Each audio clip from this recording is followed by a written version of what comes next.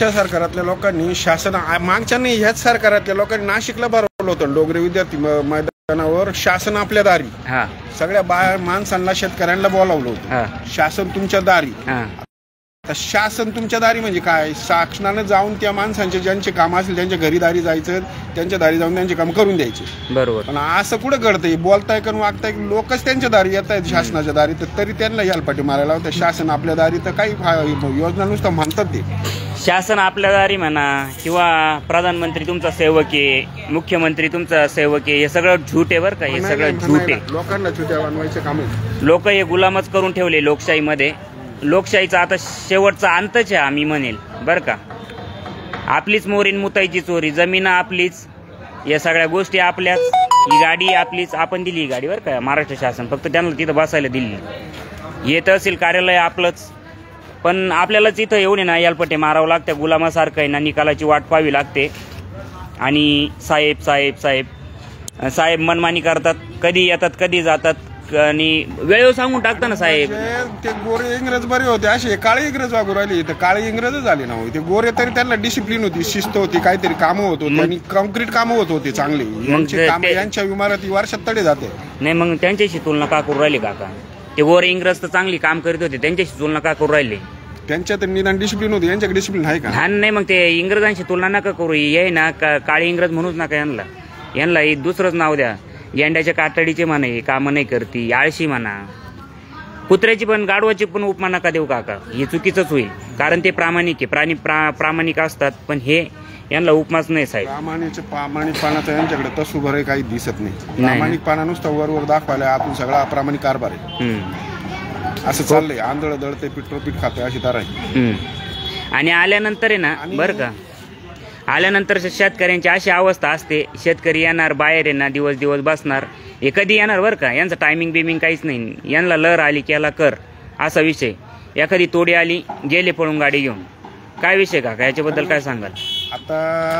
आत्ताच विषय आपण तहसीलदार साहेबांना फोन केला. साहेब तहसीलदार साहेब म्हणून मी माळेगावला, आणि 2 मिनिटं तहसीलदार साहेब ऑफिसमध्ये आले. माळेगाववरून 2 मिनिटात मी येईल का? मग माळेगाव एमआयडीसी कुठं, बारागाव पिंपरीचं तहसील कार्यालय कुठं, काय डोळझोप चालली आहे बघा. तुम्ही म्हणता तुम्ही आरोप करता. या सिन्नर तहसीलचे तहसीलदार सुरेंद्र देशमुख सर हे जागेवरती नव्हते इथं आम्ही आल्यानंतर. म्हटलं मग फोन लावून पाहू. फोन लावला. काका कुठं सांगितलं त्यांनी आपल्याला? माळेगाव एमआयडीसी मध्ये म्हणे आहे, थांबा लगेच येतो.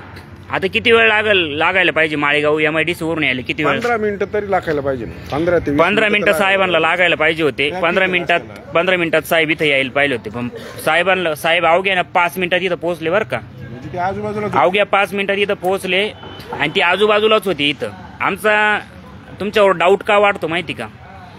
तुमच्यावर डाऊट या कारणामुळे वाढतो काय ना, तुम्ही प्रत्येक प्रकरणामध्ये प्रत्येक केसेमध्ये हे तुम्हाला चिरीमिरी लागतेच, तुम्ही लाच घेताच. हा माझा गंभीर आरोप आहे आणि हा निदाड्या छातीने मी तो आरोप करतो.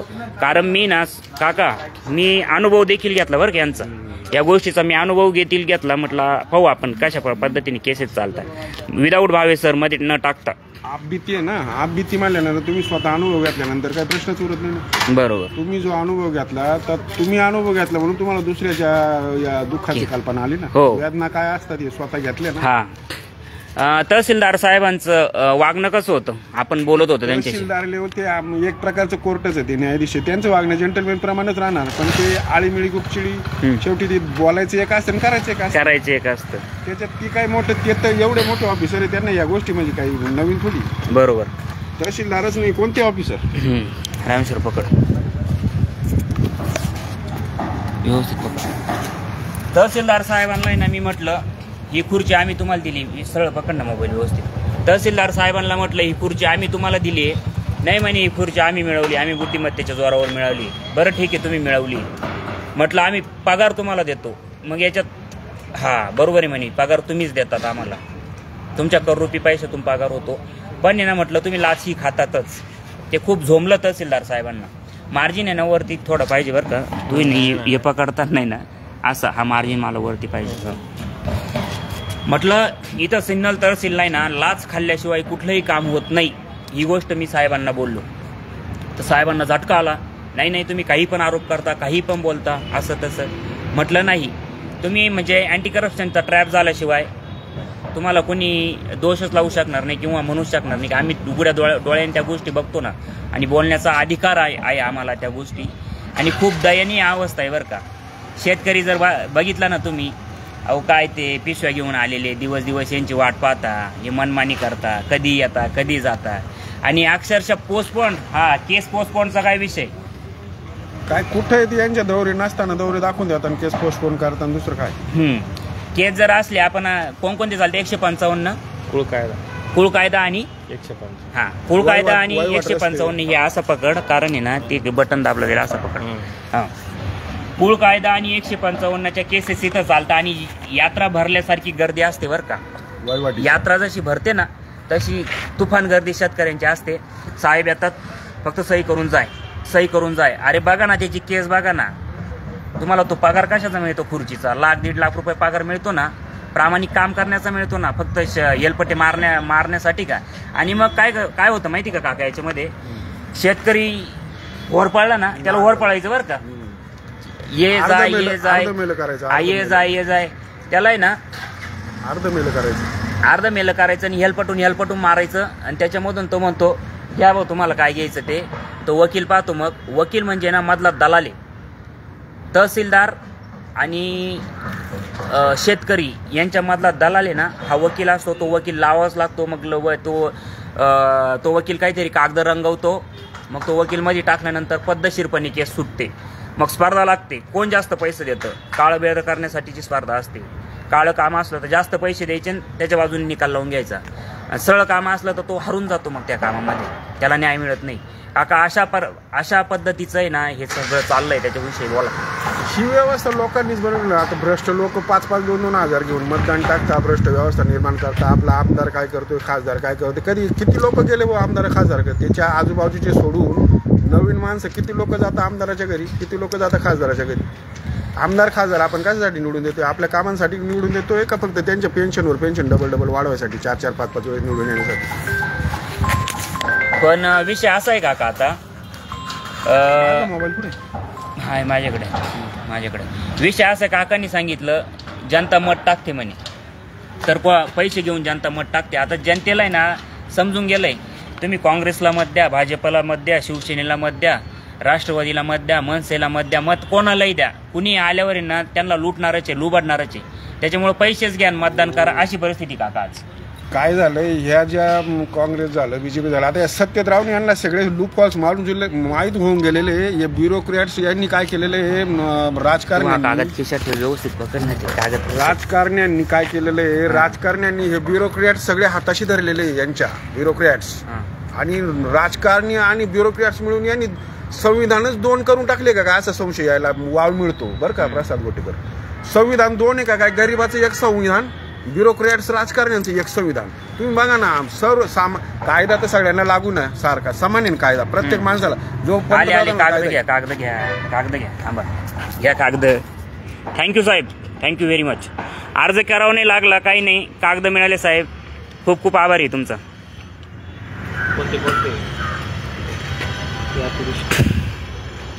ऑगस्ट सप्टेंबर अतिवृष्टी, ऑक्टोबर अतिवृष्टी, ते पैसे आलेले तुझं नाव आहे ना, जाय ते तहसीलदारांकडे जाय आणि ते विचार त्यांना. नाही येतं विचारून घे ना. आता अतिवृष्टी आहे ना, इथे लिस्ट द्या ना.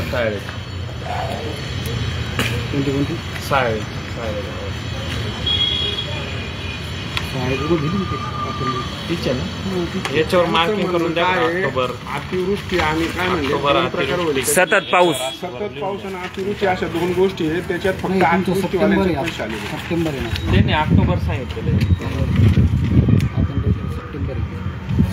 जाय तुझा काय तो विषय तो मिटव बरं. पाऊस नाही भाऊ, ऑक्टोबर अतिवृष्टीचं दिलेलं आहे. त्यांचे बोलणं झालं माझं, 2दा सांगितलं त्यांनी.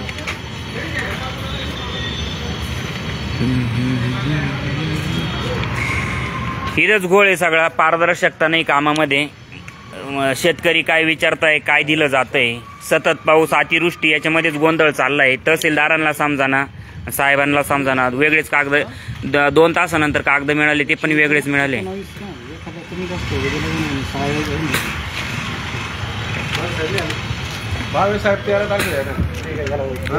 विपස්සनेला दुसऱ्या याच्यामध्ये दाखवा कोणत्याच याच्यात नाही.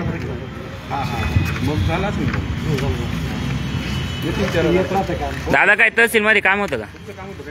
नाही ना, याच्यात तिन्ही याच्यात नाही. ए जाय ते बघून घे काय त्यांचं ते, मन समाधान झाल्याशिवाय येऊ नको बाहेर. मला सांग काय होतं ते. चल बरं तिकडं. ओ चला मध्ये. रामेश्वर कोणाकडून घ्यायचं रे ते?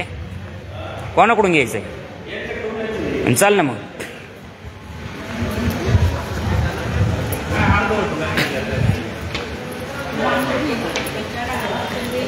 शाळेचे कसले पैसे तुझ्या? ऑक्टोबर अतिवृष्टी खरीप हंगाम. चला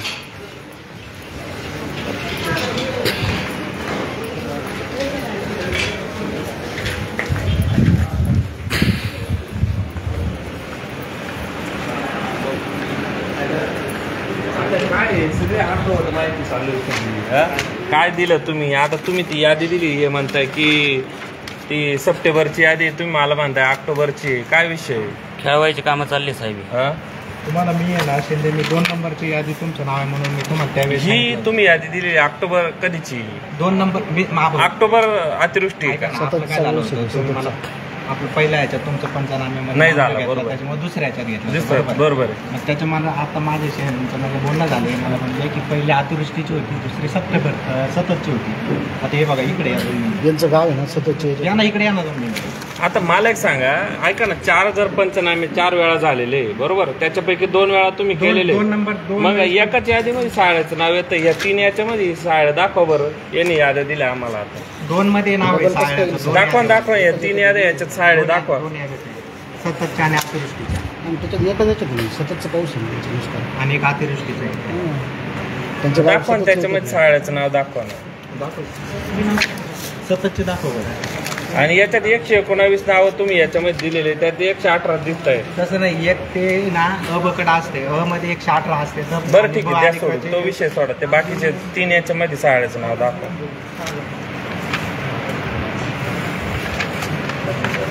लाईव्ह नाही घ्यायचं. कसे प्रश्न सोडतील रे? ही बघा इथं सांगा. ही कोणती आहे? सतत मध्ये हवा घ्यायचा आहे. किती नावं आहे? नावं किती? 118. अहो य आहे त्याच्यावर. आणि अजून एक दाखवा बरं. अजून एकदा पंचनामे केले घ्या ना. पण 3 याद्या आहे ना.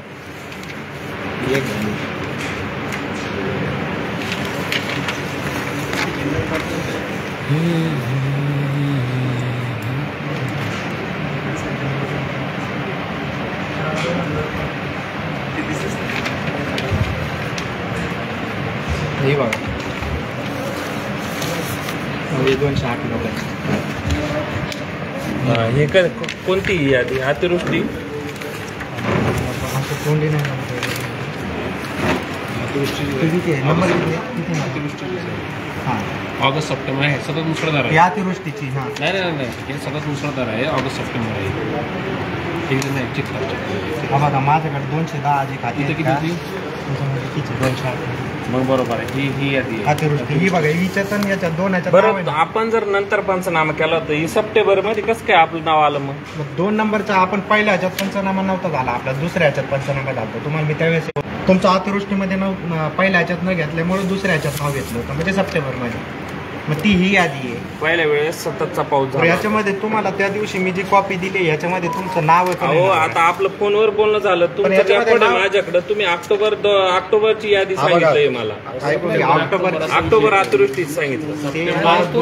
दोन्ही महिन्याचे मॅच होते. 3 महिन्याचे मॅच होते. 2022 विषयी माझ्याकडे सगळे तोंडपाठ नाही असू शकत. पण तुमच्याकडे आज आणला का आम्ही? मला एवढं कधीपासून आणलेला? तुमचं यादी किती वेळा आलो? माझ्याकडे आले तुम्ही. नाव आहे का यादीत आता?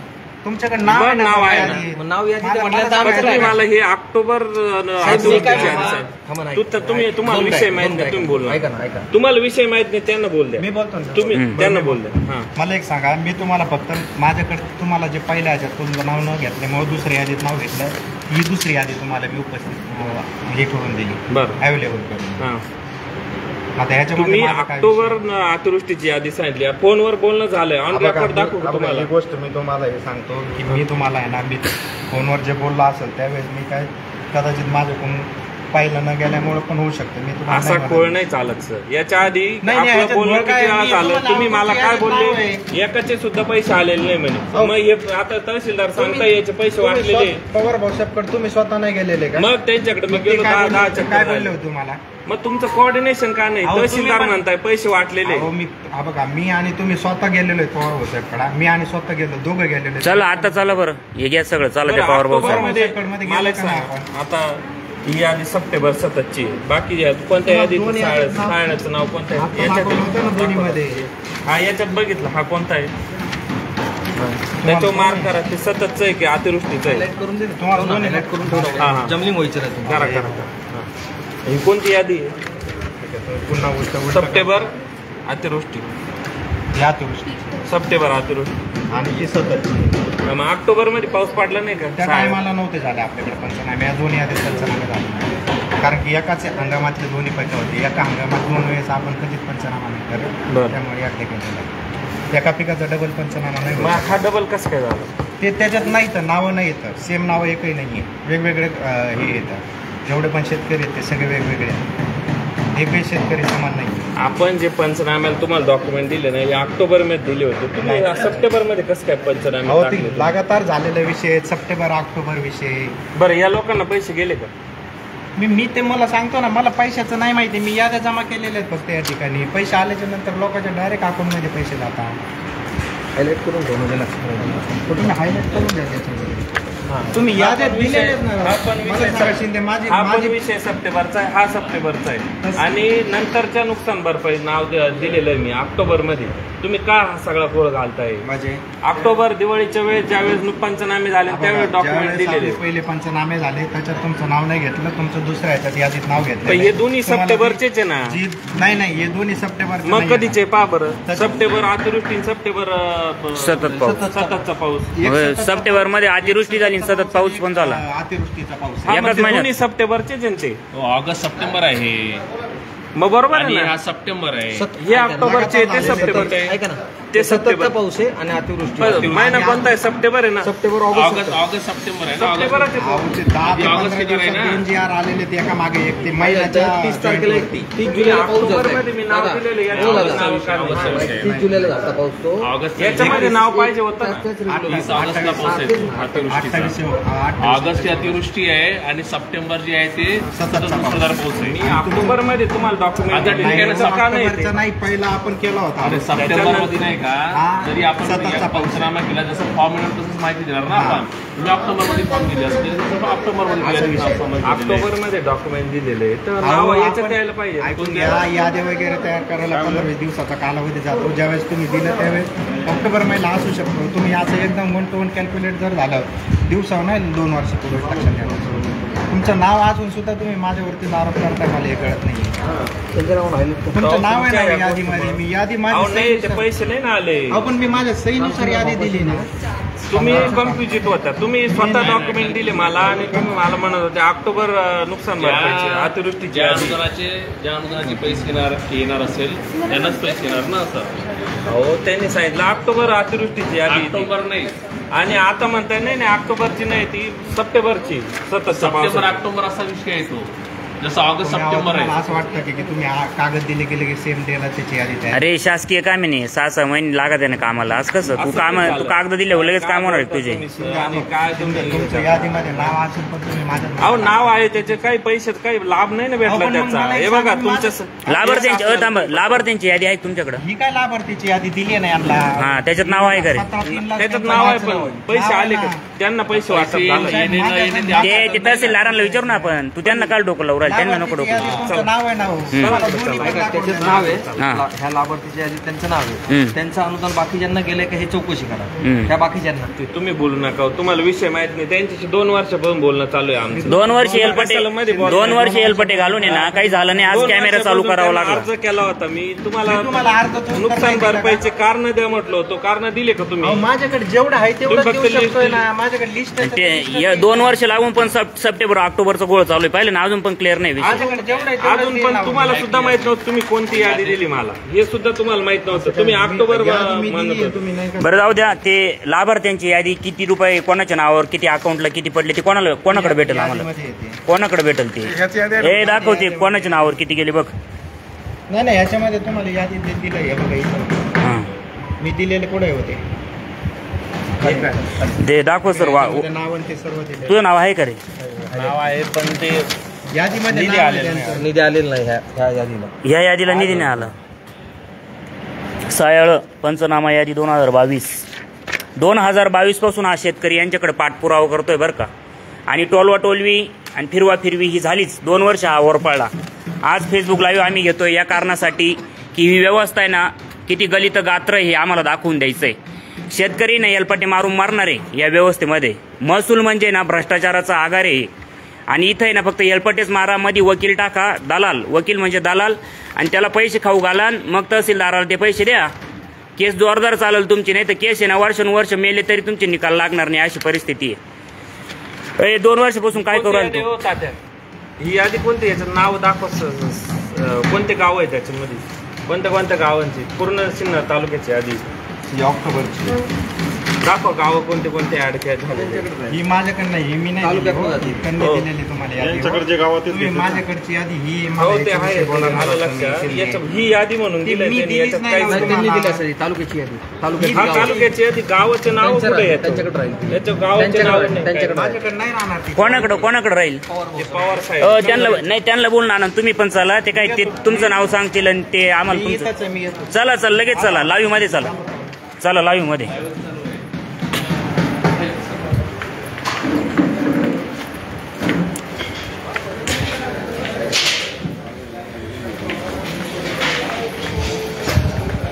कोणते पॉवर आहे आता हा सुरू राहिला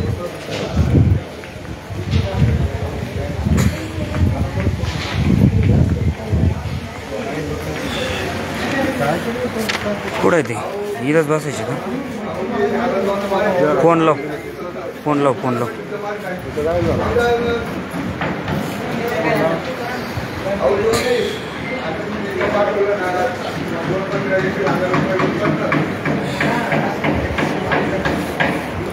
रामेश्वर यांनी इकडं मध्ये कॅमेऱ्यात घेऊन त्यांना लाव ना फोन.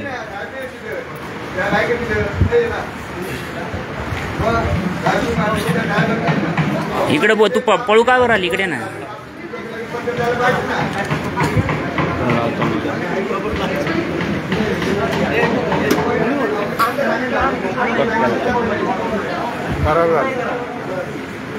तहसीलदारांकडे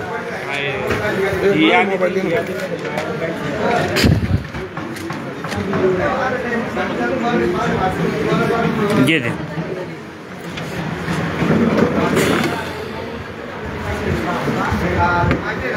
या दोघांना घेऊन तहसीलदार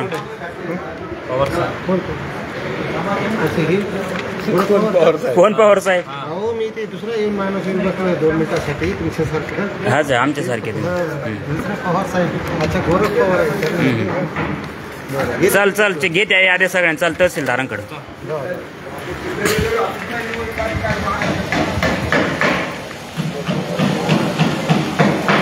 तहसीलदार साहेब सुरेंद्र देशमुख सर. ऐक साहेब आहे का? जाऊ का साहेब? येऊ का आतमध्ये? येऊ का? थांबा.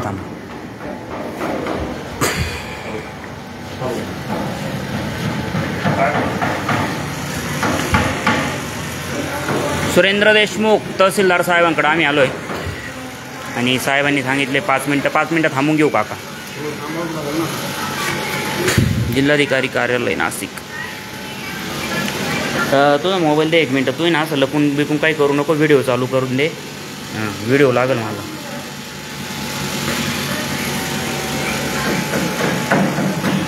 काका हा व्हिडिओ कॅमेरा व्यवस्थित पकडायचा. 3-4% बॅटरी राहील ते संपून जाईल.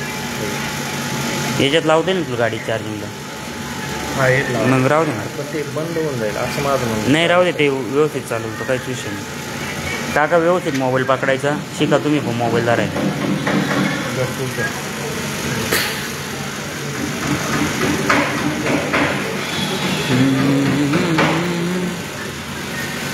सर येऊ का?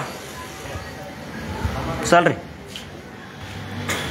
सर, तुमच्याशी चर्चा करून सुद्धा आहे ना प्रश्न सुटलेला नाही आहे, तर तुम्ही त्या दोघांना पण बोलून घ्या आणि हा विषय ऑन कॅमेरा होईल. सर बंद करा, ऑन कॅमेरा वगैरे करायची काही आवश्यकता नाहीये. हां नाही आता एवढे 2 तास घालून सर विषय निघत नाही.